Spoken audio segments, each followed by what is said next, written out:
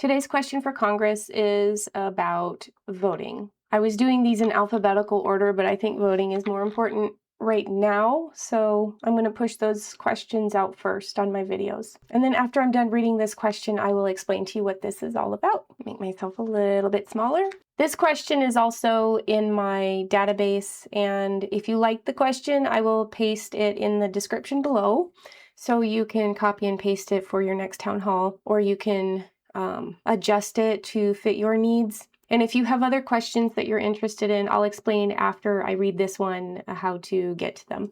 Okay, question 1. President Trump pressured Raffensberger to find enough votes to overturn his 2020 loss. His allies organized false electors. His administration has seized Georgia ballots and Puerto Rico's voting machines. The administration has also tried to give the Postal Service power over which mail ballots are delivered. If Trump again tries to use emergency power to interfere in the 2026 elections, will you oppose him? And what will you do now to protect our ballots from partisan interference?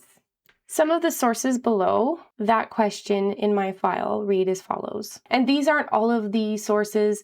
I just simply can't list out all of the sources because then we have pages upon pages of data. So I try to limit it to roughly 7. January 2nd, 2021, Trump pressured Raffensberger to find him 11,700 more votes. February 20th, 2021, Georgia election interference. July 18th, 2023, Michigan election interference. October 30th, 2024, Elon Musk was investigated for sending out partially pre-filled ballots.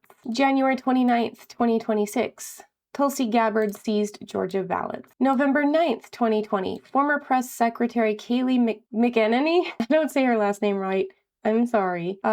Anyways, she tried to throw out Pennsylvania ballots. Tried to. October 9th, 2025, a GOP member bought Dominion voting machines. That's not implying that that has anything to do with tampering, but I just find it a little sus.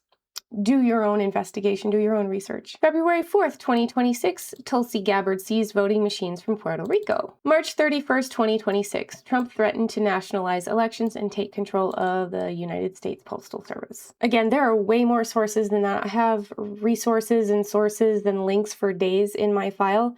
This is just something to get you started with your research. I will put a link below on where you can get more information on this. Now, I'm going to tell you, like I do in every video, what this is about. And if you've already heard this spiel, then you can stop it right there. You don't have to listen to me again. Okay, I built a file. It's a database. It's pretty much text only, so it doesn't cost me anything to run it. But that also means that it's very rudimentary. It's very plain. This database I've been working on for 2 years. It has every event that I've heard on the news, and I could be missing some, but every event that I've heard on the news listed in this file. And the reason that I've done this is because so much has happened and they've so-called flooded the zone, which is the tactic here, that it is hard to keep track of everything. If you have one topic that you want to provide evidence for, it can be really overwhelming to try to do that. I myself, if asked, well, what's so wrong about my President Trump, I will give you the deer in the headlights look. It's not because I can't give you a reason, it's where do I start? So with that being said, it helps at least to sort out some of the disparate information and get it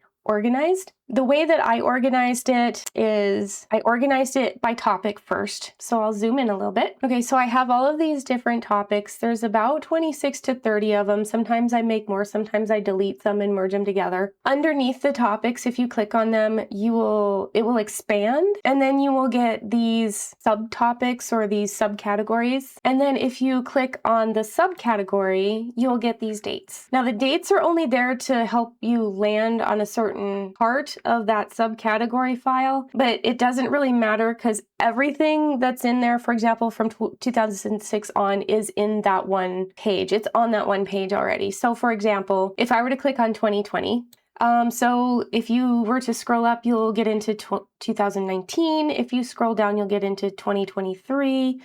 It's all on the same page. It's just sorted out that way for timeline purposes. Anyways, this would be the event, and then here would be a source where I got this information from. And this is just a subcategory, so this isn't everything that happened. So if you want to see everything that happened pertaining to voting or suppression of votes or commentary about voting or the SAVE Act or what have you, or election fraud and interference, all you have to do in that category is go to the subcategory, a letter to Congress. Click on that, and of those subcategories, you want chronology, which means timeline. So you click on that. On that page, it will have a couple things. It will have a pre-written letter to Congress if you're interested in it. Some of them are kind of lengthy, and I'm still working on that, but I'm by myself on this file, so it's kind of hard to do. But below that, you will have just a list of everything that has happened.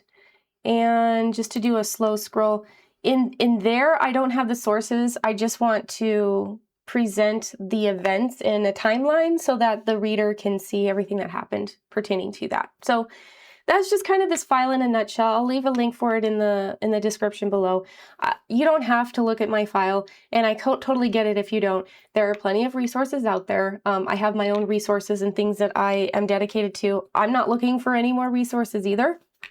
What this is to help sort things out, or if that's something you're interested in. If not, that's fine. I'm always going to be here trying to keep it updated, and it's available if you want it.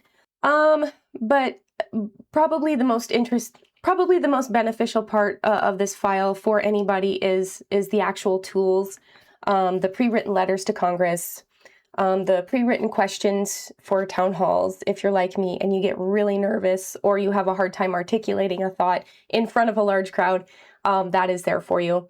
I also have a page on here with some really important links for you to help you along if you are just trying to keep track of everything, or you want to know where research and studies are found, or what have you.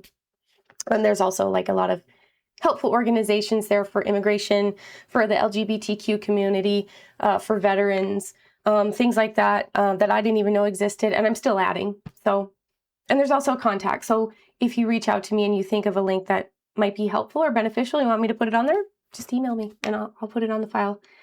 But yeah, that's all this file is. The whole point of the video is just to help people with questions for town halls if they want them. And that's it. Thank you.